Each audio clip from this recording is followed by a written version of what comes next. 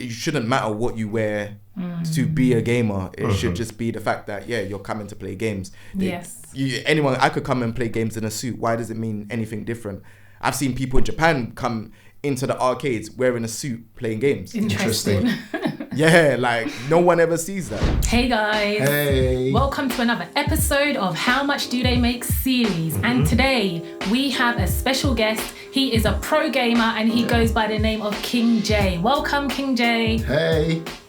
Yo, what's going on? Thank you for having me. I'm excited to be on the show. Awesome. So look, we're so excited to have you because first of all, for our audience, we've never had anyone like you on our channel. You're a pro gamer, as Mary said, and we just thought, you know what, it'd be really, really interesting to collaborate with you. You run your own YouTube channel worth mentioning that people can check out as well, which we're going to link to. But it's what you do that really drew us to you. You know, you're a pro gamer, not somebody we would normally come across ordinarily. We grew up playing games, you know, here and there, playing Street Fighter, Mortal Kombat, and stuff like that years and years ago. But you actually get paid to play games, right? So just talk to us, King J, like just give us a breakdown. What does a pro gamer actually do? And how long have you been doing it for?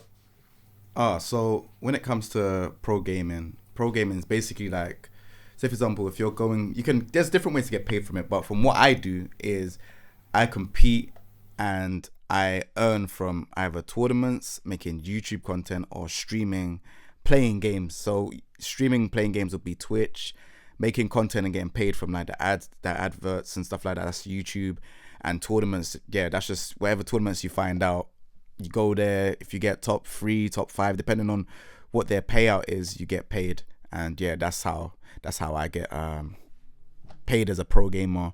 And I've been doing it for years. I think I've been doing it for I'll say well over a decade. I've been like competing, but taking it serious, it's been I'd say 5-6 years, been taking it properly serious, like, you know, YouTube channel, making a lot of content and stuff. And I think it's really started to take off. I'd say last year is when it's really started to take off for me. So, yeah. Awesome. So tell us, how did you actually get into gaming? So I got into gaming by I remember a friend told me about a tournament, and I think I was like, I'm 32 now. I was around 18 at the time, 17 at the time. And they were like, yeah, there's a tournament in North London. I'm from South London. And I was like, oh, North London. I don't ever really go down those sides. But yeah, my friend was driving at the time. And I was like, all right, well, let's go to this tournament. And I thought it was exciting to know that there's other people that share the same passion playing games. Because I always thought playing games is a thing that you do it when you're younger. And then when you get older, you got the 9 to 5 and stuff like that. Exactly. Yeah. And like, I just thought, people can make a living, or people can get money out of this. And I started seeing how they were playing the game, and they were playing the game at a much higher level. So I started learning and started going to tournaments and started learning how that works with, you know, competing and getting a lot better and stuff like that. And then, I think I just started going to more and more tournaments, call out videos. And I started doing stuff like that. And they never really liked it at first because, you know, gamers are kind of like, they don't really want a confrontation and stuff. Not like it's confrontation like it's a fight, but it's like almost essentially like, you know, you're calling someone out saying, let's play, let's fight. And then you play in the game and then whoever wins. And it was something kind of new at the time, but now you're seeing a lot of people do call out videos and stuff like that now. So I felt like that was kind of my own twist into being a pro gamer. Amazing. So what does a day in a life of a pro gamer look like? So for a normal 9 to 5 person, you can kind of almost guess what they might get up to depending on what type of career they've got. But for you, what happens from like when you wake up to like when you go to sleep maybe? You know, are the lines a bit blurred? Like what do you actually get up to? Very, very good question. I think, so let's do the 9 to 5 one. 9 to 5 one, you wake up, you go to work, you do what you're doing, you come back, then you've got structure. Whereas I feel like a pro gamer doesn't have structure. It's almost like you wake up, you know, you obviously brush your teeth, wash your face, do all of that stuff. You then go and you're checking your socials because, you know, you got your Instagram, you got your Twitch and YouTube, you get some messages that you have to go and check as well. Then you've got to check like certain things like, you know, if you got merchandise, check if if there's stuff that was sold. And then you got Patreon content as well. You need to see if like you got to check everything, emails, even your WhatsApp, because even like, you know, you've probably got people that are other gamers or content creators that are close by, but they probably sending you messages like, hey, check this out, or hey, check that out. And yeah, that's how your day's starting. So that you already imagine that's probably like a couple hours gone already. There's so much going on. And then you have to do the usual stuff to keep your audience entertained. So you also have to do, like, say, for example, YouTube content. You have to do, you know, your live streams, which is Twitch. I don't live stream on Instagram. I just live stream on Twitch. But sometimes if I'm like, I don't know if I want to stream, but I just want to put in, I'll just do a minimum of 4 hours. Yeah, I've done 24 hours before as well. Let's try to put that in there. Where that's like you're sitting there playing games for 24 hours. Wow.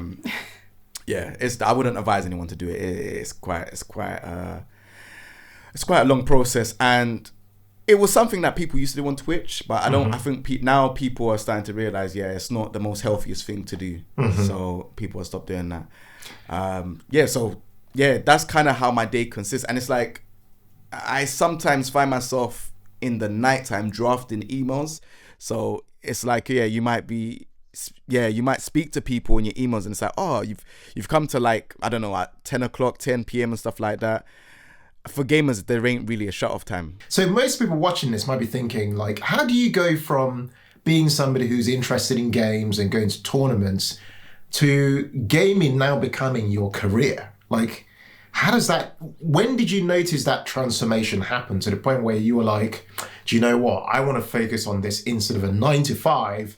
I'm just going to go full on and do this gaming thing. Was there other stuff that you did, that you tried on your journey? Have you ever had like a normal regular job, you know, whilst also having gaming on the side before it became like your full-time gig? Yeah. I'm loving these questions. So I had normal 9 to 5s in my lifetime. So there's jobs that I didn't really want to do, but because of my background, my parents are Jamaican. It's like they just kind of believe in a normal 9 to 5, like go out and go and work. My struggles with getting into gaming, oh man, we're gonna get into that. But my normal, so they were saying, my dad was like, look, you know, I have to go into plumbing. So this was the times when I was around my school times. We used to get work experience, and with the work experience, it's like you have to choose what type of trade you want to get into. When I was younger, I was kind of a bit bad. So it was like, we was in this thing where we go to school twice a week. And then we'd go college. And this is like in year 10. So I was like 14 at the time, 14, 15. Yeah, 14, 15. I was getting South Thames College in Wandsworth. I was learning how to be a plumber. But I just couldn't get my head around. And then my dad put me on work experience with one of his friends. And I would turn up there. I'll turn up there on time. But I just my attention span was just not with it. And then it was like, after school times, it was just like, so when I've hit 16 and you're going into college and stuff, I started going into like working in jobs like Next. I even worked in Odeon. I used to serve popcorn. Everyone did retail. Yeah. I worked at Next. Everyone. I worked at Next.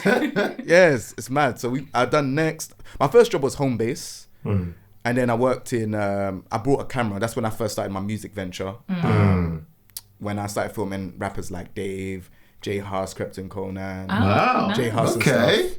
Yeah. So that was Street Stars TV. That was what was going on there. I wanted to get like bridge the upcoming artists with the mainstream artists. Done that for years, but that when I done the home base job, that's when I got the camera. And then I worked in Odeon. I was serving popcorn to people and stuff like that. And I was just, it was kind of like a brain dead job, but it was just like, I just need money. And then I'd done other jobs, like I worked in Computer Exchange, CEX. What other jobs are there that I worked in? I can't remember, but most of them were retail. And then the last set of jobs that I had before I started getting into gaming was a resident liaison officer. So what that entails is you will be in charge of like a block of flats, and you would be the middle person. So if there's subcontractors that need to fix windows or anything like that, or do painting in the flats, you have to do the surveys with the tenants, and then you have to then send it back, you know, and to the council, and then the council will get the subcontractors to come in and do what they're doing. So I was doing that, and then one day I just woke up and I was doing the work, and I was like, what if I actually done gaming full time? Like, what if, like, this is unheard of? And especially because it's fighting games. Fighting games, no one's really done anything that great, Right. in terms of content creation wise. Anyways, like if there's pro players, you have to be number one all the time, and it's very difficult because it's a competitive field to becoming number one. Give us some insight about you. Tell us, what are the top 3 things or habits make you a success at what you do today? I work 7 days. I just try to do at least one thing, like one major thing. Even if it's just clear out the emails and just do what I'm doing, or if it's just like thumbnails or just something to kind of like say, look, this is what I've done for the day. The reason why I do this is because that there's always someone working that much harder than you. Yeah. And I honestly feel like you just need to do something. Do you know what I mean? If I take a day out, that's me. That there's no one else in my camp, so it's a lot harder. And that's at one day that you just didn't do anything. Yeah. So that's one thing. Number 2, I think mentally I try to keep this thing of like, you know what, just get it done. So you remove the emotion from the picture and you just focus on just getting the work done. Right, because emotions are things that it can be difficult to control, but once you get control of it, you can get very far. And that's one thing that's took me the extra step in my career, because before I used to be emotions like, this is long, or this takes long to do, or sometimes if even like down to like social, if someone says something that upsets you, it's like, oh, why did they say that? Now I've removed it all. There ain't nothing that kind of there's nothing that can really touch me. I think the skin on the jacket is thick now, so I'm not really getting too annoyed. The third thing, my downtime, I would say, is when I'm having like a shower or something like that. That's my thinking time. Showering, going to it, whatever. Like that's my thinking time. If I'm driving, that's my thinking time. So I like to think a lot more, and I like to think of outcomes. So it's like you can say, all right, I'm gonna do this video, but you have to start thinking of things like, is this video going to do well? What type of tags, what type of title are you going to do? What type of thumbnail are you going to do? Who is it going out there to? Certain things like that. And even with streaming, I'm going to do this stream. But is this what people are interested in? Yeah. Is there a different spin you can put on it? Is your overlays okay? Do you need a different type of overlay? So I think I'm a person that likes to think a lot. So what would you say, if we think of this as almost like a rapid fire response, if I had to ask you, what would you say is the thing you love the most about what you do? My audience. Wow. Yeah. My audience. I wouldn't say, it sounds cliche me saying this, but I've gone through some hard times, and I'll be honest, when I'm streaming and stuff, gets me away from everything, and my audience have been there. Like without my audience, I wouldn't have a channel. These are the people that actually come in and watch and leave a comment, or sometimes they're just watching just to see what I'm saying, and that helps. It makes me feel happy, it makes me feel like I'm a part of something, and I feel like without them, I wouldn't be here right now. I'll be honest. So my audience is the most important thing, and I want to emphasize that the number one important thing with what I do. Yeah, we feel you on that, because this creative journey can be quite a lonely thing, Yeah. Of course. Where you're in your zone all the time, and a lot of the time you're not quite sure who's consuming your content. So getting that validation from your audience is a really, really powerful thing for just keeping you going. 100%. 100. So tell us, like with gaming, that's a dream job for many people. But for you personally, what would you say is the most challenging aspect of what you do? Challenging aspect. I think keeping the same mental attitude all the time, because you can never be 100% all the time mentally. Because there could be things that are happening around you. It could be things that like your content ain't doing as good as it usually does. You might not be getting the same income, because with gaming there's different income, but it's like there's just so many different things that could trigger the factor.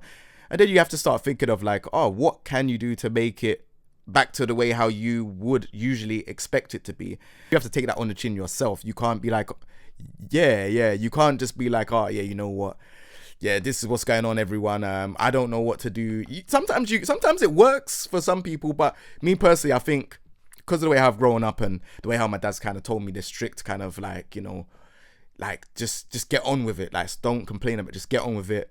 Like, I just kind of just get on with it and just say, look, you know what, this is what I need to do. This is what I need to change. And again, it goes back to me just thinking when I can. So let's talk money now. Let's shift gears a little bit. So a lot of people watching, this is a personal finance channel and people want to know about the monies. So as a pro gamer, give us some realities like of money when it comes to gaming. So what sort of income do you generate as a pro gamer per month? And from what sources do those income streams come from? Okay, cool. So the thing is, YouTube and Twitch could always fluctuate because of YouTube is you're getting paid from adverts. And then Twitch, you're getting paid from adverts, donations. They have a money currency called bits. So you could get paid from various different things from that. Twitch would probably be around, I'd say maybe 400 to like in the 1,000 mark. YouTube would be 400 to the 1,000 mark. It all depends on how it is. And then you get brand deals where they pay you certain things. Then you've got merchandise where people buy merchandise. Then you got Patreons where Patreons is for like people that want to see extra content. So, all access areas behind the scenes and stuff like that. These are for the, your diehard supporters and fans. So those are all subscription fees as well.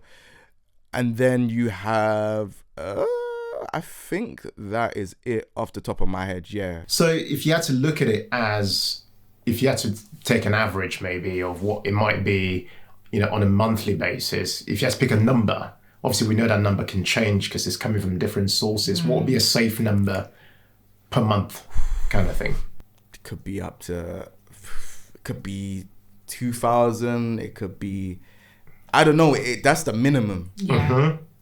But it fluctuates. Like I could get like 1 month I could probably get 6,000.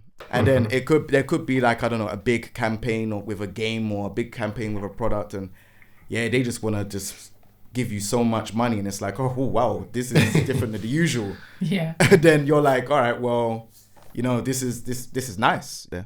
Do you have to actively seek out those brand partnerships, or do they come to you, or is it a bit of both? I think it's a bit of both. So okay.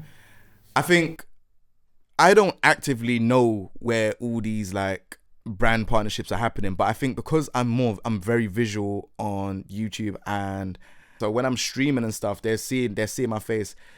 This is the best way personally. This is the best practice for me on getting these type of sponsorships and stuff like that. Is just by just being visually out there, because you can go and message them. They're gonna be like, all right, well, what's your views saying? What's this saying? This and other. They have more control because you're asking them. They're not asking you.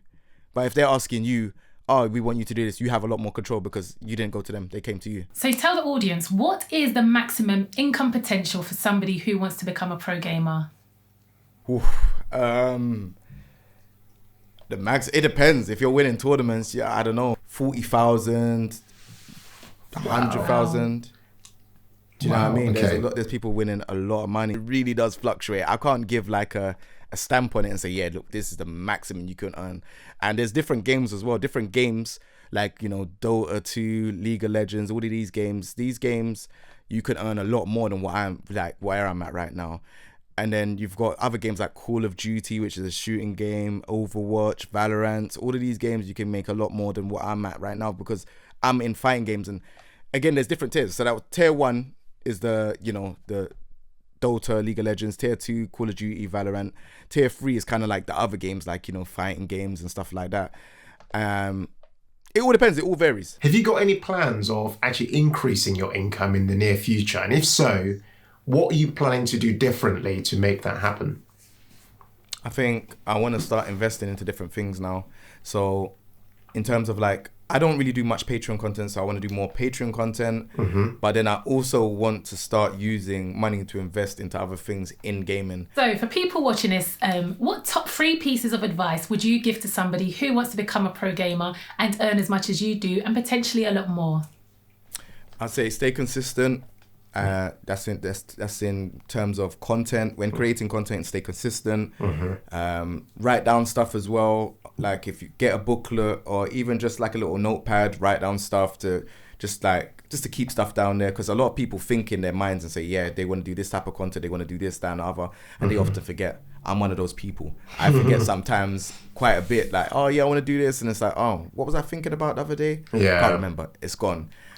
So just to keep a good peace of mind, just write it down on a piece of paper or notepad. And number 3, I would just say make sure that all your work is presentable. Right, let's shift gears now and look at some of your life from a personal finance perspective. How would you describe your relationship with money? You know what? I'm getting better with money because like, I felt like I said, this year, I feel like the time when money's been really well with me, but I feel like I could do better in terms of like learning how to spend properly, knowing how to buy stuff properly. I would want to get stuff that I couldn't afford before. That's interesting. Yeah. Okay. Which is a bit like, for example, I bought some Jordans, but they were the reseller price and they were like £400. If I told my dad I spent £400 in trainers, Yeah. he'd be like, what the hell is wrong with you? Yeah. But there's reasons behind it. It's because I couldn't afford it when I was younger. I'm like, I'm looking at it and I'm like, oh, I can't afford this, I can't afford that. And then it's like, all right, well, I've got this money now, why can't I afford it? And it's now that I've got the money, I'm like, hey, let me buy it, because you can't. Once you're gone in life, you're gone. So the way how I look at it is, why not experience it and be happy and know that you can actually have a story to tell behind what you've purchased. Yeah. And actually own it. So we know you love your trainers, right? So what do you actually spend your money on? So when you're not gaming, when you're not buying trainers, what else do you spend money on? So for example, like how much you spend on food in a month, for example? That's something that most people can kind of relate to. Yeah. Ooh, another good one. I think because of lockdown, I haven't really spent that much on food, because usually my thing is I like to go out, go and have something to eat, go and have something to drink, this, that, and the other. Sometimes I feel like that's kind of like a good social experience to have with your friends or even just people and stuff like that. But because of lockdown, it hasn't really been that thing. But so I would say the other stuff that I get other than trainers is probably like camera lenses. I'm interested in cameras. But sometimes you have to like, £2,000 for a lens. Yeah, lenses can be very expensive. Yeah. So that's one thing. I'm just like, maybe I should do my research. Maybe I should do this. Like, it is a lot. Tell us, can you think of a specific money mistake or regret that you made growing up, and what did you learn from it? That laugh. Oh man. Go on then. Go on. Tell us. When I was starting out doing this whole gaming stuff on my channel, I took a credit card out. And the only reason why I took a credit card out is because I was like, all right, well, I want to be able to afford buying, a monitor, a PC, camera, whatever I need for my stuff.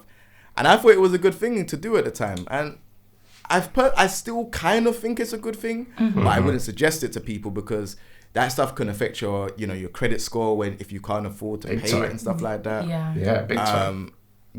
So it's, for me personally, I was just like, I wanted to do it for what I was doing, but I was struggling at the time because I spent a lot, and it was just like, how am I gonna do this now? And I thought about it later, and then it was just like, I ended up paying it off and stuff like that, and then I just ended up cutting the card. I was like, this was stress. I'm not doing this ever again. Wow. Let me ask you, this is one of our favorite questions to ask people is, all this hard work you're putting in, all the hours, all the stuff you're doing to build your audience and stuff like that, what would you say is your ultimate financial goal? Like, what's it all leading towards? I think my financial goal in what I'm doing is just to be financially stable in life, not only just for me, but for my daughter as well. Right. Or future family. It all depends, wherever. And I've got my, kingdom. And then it's just like, all right, what else can I do now? Maybe I could then invest into maybe getting my own esports team of, a team of players, maybe paying them to fly them out and stuff like that, or paying them to do content, or get a team together and make them do content together, collaborate. And then just kind of like just start investing into other things. I see that there's a lot of, I've been looking at properties as well that I wanted to do in the future. I've got a property book. It's about climbing the property ladder. Interesting. So I really want to make the gaming side really work. So then by the time when I'm 40, if my wrist starts hurting or anything like that, I can then start investing into property. And it wouldn't even be property over in London. It'll be property overseas. So I would say maybe somewhere in a third world country, like it's, I could kind of help develop and build. Now, we wouldn't leave this without actually asking you this question. I want to ask you this. Outside of kind of monetary incentives for gaming. How has gaming changed your life? Because I know, like, I've seen your face on like billboards, and I know you've got a lot of publicity, King J. Like, just tell us, like, what parts of the world have you traveled to? Yes. Where has this gaming thing taken you? That you never thought you'd ever get to by going into gaming. Oh man, good question. So I would say I've traveled loads of places. I've traveled to Thailand, Japan, Las Vegas 3 times, San Francisco, Atlanta, and those are all for tournaments. And it's crazy because, like, when I was doing the music stuff before, like having a music channel on YouTube, that wasn't taking me anywhere like how it is for gaming. But gaming has taken me all around the world, and there's people in America that I'm really close with, that they really want me to start working in the gaming space over there. And it's it's crazy. The billboard stuff again is a very big thing. Like, and it's funny because YouTube and Twitch are like the biggest platforms for content creators. You got the streaming side, which is Twitch. You got the VODs, video on demand, which is YouTube. But I've been on billboards for both, and it was kind of like back to back. How does it feel being a young black man, a Londoner, and being a pro gamer? Like, it's not something that we're used to seeing. No. Is it something that's quite common, like in your world, or not? And if it's not, how does it feel being in that position? Yeah. Wow.